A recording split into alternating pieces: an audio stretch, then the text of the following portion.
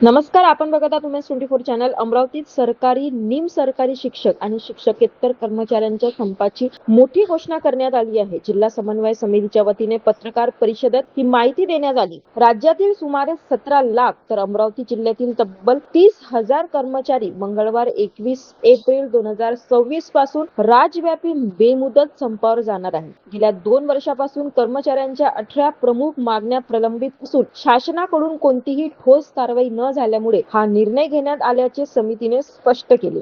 याआधी धरणे आंदोलन, सत्याग्रह, साखळी उपोषण आणि विविध लोकशाही मार्गांनी शासनाचे लक्ष वेधण्याचा प्रयत्न करण्यात आला. मात्र केवळ आश्वासने मिळाली आणि प्रत्यक्षात कोणताही सकारात्मक निर्णय झाला नाही, असा आरोप करण्यात आला. या संपाच्या प्रमुख मागण्यांमध्ये जुनी पेन्शन योजना लागू करणे, कंत्राटी कर्मचाऱ्यांना नियमित करणे, 8वा वेतन आयोग लागू करणे, रिक्त पदे भरणे आणि सर्वांसाठी कॅशलेस आरोग्य योजना सुरू करणे याचा समावेश आहे. दरम्यान शासनाने 20 एप्रिल पर्यंत चर्चेद्वारे तोडगा काढावा, अन्यथा 21 एप्रिल पासून राज्यभर कामकाज ठप्प होईल असा इशाराही देण्यात आला आहे. अमरावती जिल्ह्यातील सर्व कर्मचाऱ्यांनी या संपात 100% सहभागी व्हावे असे आवाहन समितीने केले आहे. आजची पत्रकार परिषद घेण्याचा उद्देश असा की आम्ही सरकारी निमसरकारी शिक्षक समन्वय समितीने 21 एप्रिल पासून बेमुदत संप जाहीर केला आहे.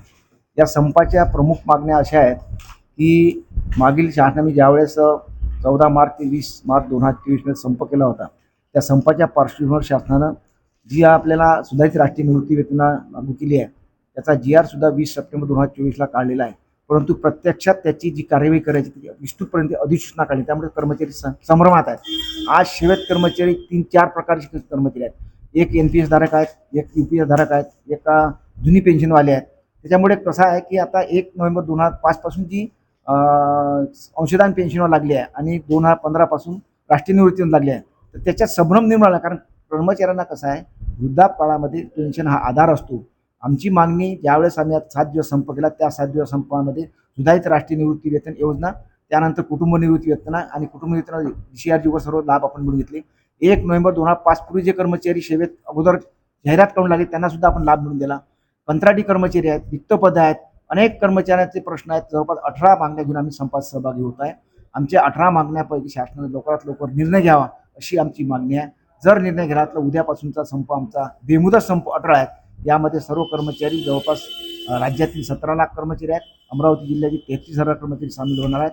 तरी आम्ही या पत्रकार परिषदेद्वारे कर्मचाऱ्यांसुद्धा आवाहन करतो की त्यांनी 100% संपात सहभागी, आणि शासनाला सुद्धा विनंती आहे की आम्ही जो संप करताय हा आम्हाला संप करण्याची काही हौस नाही, परंतु कर्मचाऱ्यांच्या ज्या न्याय मागण्या आहेत किंवा ज्या मागण्या त्या मागण्या शासनाला सोडाव्यात अशी आम्ही शासनाला आवाहन करतो आणि आमच्या मागण्यावर तात्काळ विचार करावा, अन्यथा बेमुदत संप आम्ही सुरू आहे. अनेक आरोग्य विभाग, शिक्षण विभाग, पशुसंवर्धन, महसूल हे सर्व कर्मचारी जे आहेत ते सर्व संपावर जाणार आहेत.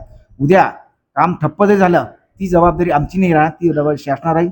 जनतेला जर त्रास झाला तर तो जनतेला त्रास जरी झाला तर तो आमची जबाबदारी, कारण जनता सुद्धा आमची, जनतेची सुद्धा सेवक, आम्हाला सुद्धा काळजी आहे. परंतु शासनानं आमच्या मागण्या मंजूर करत नसल्यामुळे ही एक वेळ आली आहे. उन्हाळ्याचे दिवस आहेत, 44% तापमान गेलं आहे.